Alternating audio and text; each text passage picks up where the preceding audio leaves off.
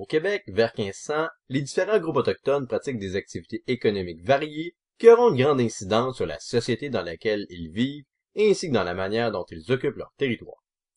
Les Autochtones qui font partie de la famille des Algonquiens pratiquent la chasse, la pêche et la cueillette.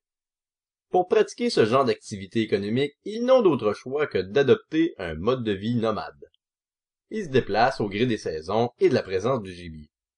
Dans ce contexte, ils vont couvrir un territoire particulièrement étendu. Ils vont l'organiser en aménageant des campements temporaires près de l'endroit où ils vont pratiquer la chasse. Au Québec, on les retrouve dans le bouclier canadien ainsi que dans les Appalaches qui regorgent de forêts boréales et de forêts mixtes, riches en gibier et en fruits sauvages grâce au climat continental humide.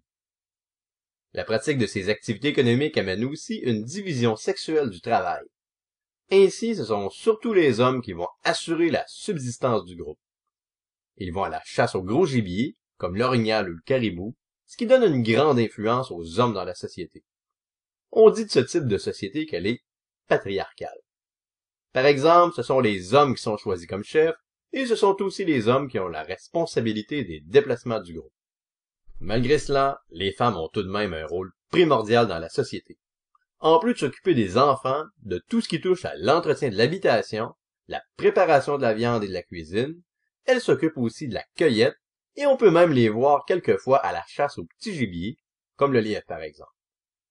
L'importance des femmes dans l'économie des Algonquiens, même si c'est une société patriarcale, n'est donc pas à négliger.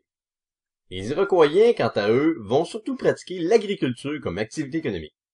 Ils cultivent les trois sœurs, c'est-à-dire le maïs, la courge et le haricot, mais ils font aussi pousser d'autres plantes comme le tabac.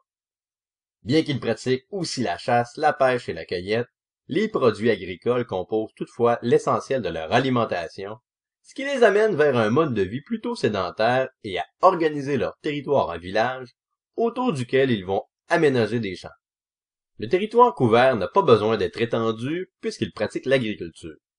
On les trouve donc surtout dans la région des basses terres du Saint-Laurent et des Grands Lacs, là où le climat plus doux et aussi le relief plat permettent de pratiquer leurs activités agricoles. À la différence des Algonquiens, les Iroquoiens sont des peuples où ce sont les femmes qui s'occupent davantage des activités de subsistance. Ce sont elles qui sèment les grains et qui en font la récolte. À ces tâches féminines s'ajoutent les mêmes qu'on retrouve chez les Algonquiens, comme l'entretien de l'habitation et le soin des enfants. Les femmes ont donc une grande influence chez les Iroquoiens à cause de la place importante qu'elles occupent au niveau économique. On dit donc de leur société qu'elle est matriarcale. Pour illustrer ce fait, on peut par exemple dire que les femmes aînées sont consultées quand vient le temps de choisir les chefs du village.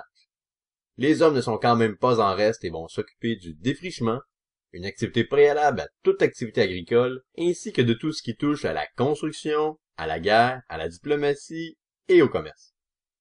Malgré qu'ils occupent des activités économiques de subsistance, les Autochtones ne vivront pas en vase clos sans contact avec leurs voisins, bien au contraire. Les Autochtones vont faire beaucoup de commerce entre eux, ce qui leur permet de tisser des alliances avec leurs voisins, mais aussi de satisfaire leurs besoins.